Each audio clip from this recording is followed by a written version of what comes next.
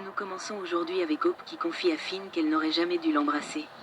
Il lui dit qu'elle a fait une erreur et qu'il doit en parler à Steffi. Elle le supplie de ne pas le faire. Hope sait qu'elle a fait une erreur et s'en veut terriblement. Finn insiste sur le fait qu'il est heureux en ménage. Il sait qu'il n'aurait pas dû passer du temps à aider Hope avec ses migraines et leurs parents. Mais Steffi l'a prévenu et il ne l'a pas écouté. Elle sait que c'est elle qui a commis l'erreur.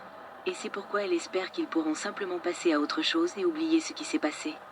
Finn dit à Hope qu'il ne cachera rien à sa femme. Il lui montre sa bague et lui dit qu'elle signifie quelque chose.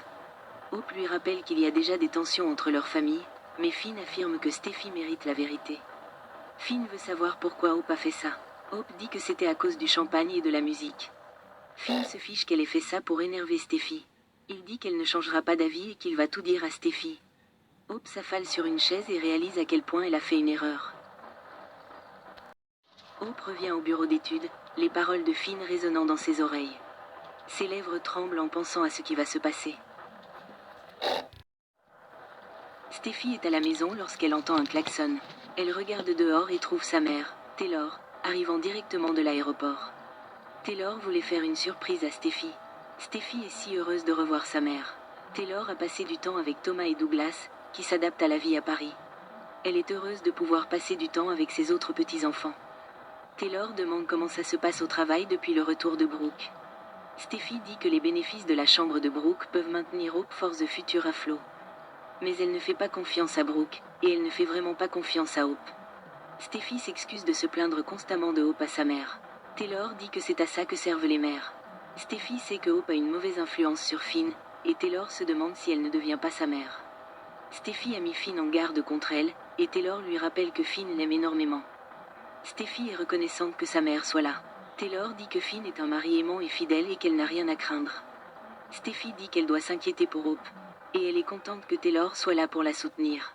Elles s'embrassent. Taylor va se rafraîchir et Finn rentre à la maison. Il salue Steffi et dit qu'ils doivent parler.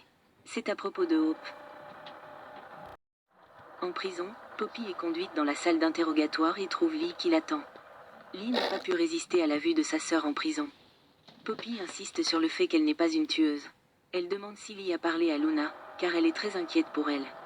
Lee rappelle à Poppy qu'elle a admis avoir consommé de la drogue. Poppy jure qu'elle n'a pas falsifié le test de paternité. Lee n'en a pas l'air si sûre. Poppy fait remarquer qu'elle ne pouvait même pas tuer d'araignée lorsqu'elle était enfant. Lee la traite de « moucharde », mais Poppy lui dit que ce serait bien si Lee la croyait. Lee prend les mains de sa sœur et lui répond qu'elle le croit. Elle lui dit de ne pas s'inquiéter pour Luna, car tout ira bien. Poppy est contente que Luna ait Bill, car il prendra soin de leur fille. Chez Bill, Luna demande à Bill ce que disent les résultats. Il marque une pause. Bill révèle qu'il n'y a qu'une seule bande. « Tu n'es pas mon père ?» demande Luna. Il la serre dans ses bras. Luna n'en revient pas des résultats. Bill lui rappelle qu'il lui a fait un vœu. Il sait qu'elle a eu une vie très difficile et que sa mère est maintenant en prison. Luna n'a jamais rencontré quelqu'un comme Bill. Cela signifie tellement pour elle. Elle lui demande des nouvelles de Poppy, et il lui demande ce qu'elle en pense. Surtout maintenant que le test a été falsifié. Est-ce que tout cela faisait partie du plan de ta mère ? Bill se demande si Tom était le père de Luna. Il est désolé, car Tom l'aurait adoré s'il l'avait connu. Luna se demande si Poppy a tué Tom pour que le secret ne soit pas révélé. Luna dit que tout allait si bien. Bill dit qu'il est temps de faire son deuil, car il entrevoyait un avenir radieux pour leur famille. Il ne veut jamais qu'elle se sente seule, car c'est une perte pour eux deux. Bill dit à Luna qu'il ne va nulle part et qu'il sera là pour elle en cas de besoin. Luna se souviendra toujours de sa gentillesse et de son amour. Elle s'assoit et raconte qu'il déménageait sans cesse et que sa mère la déposait toujours chez une baby-sitter. Elle n'avait ni amis, ni stabilité. Elle déteste penser à Poppy de cette façon. Mais elle ne peut s'en empêcher. Cette vie avec Bill a été si différente de celle qu'elle a connue en grandissant.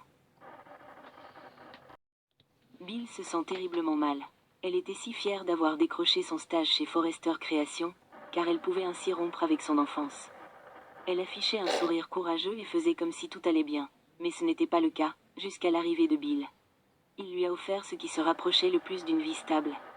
Ce n'est pas son père, dit-elle, mais c'est un homme compatissant, fort et beau. Elle se penche et le serre dans ses bras, puis l'embrasse et sourit. Bill paraît abasourdi.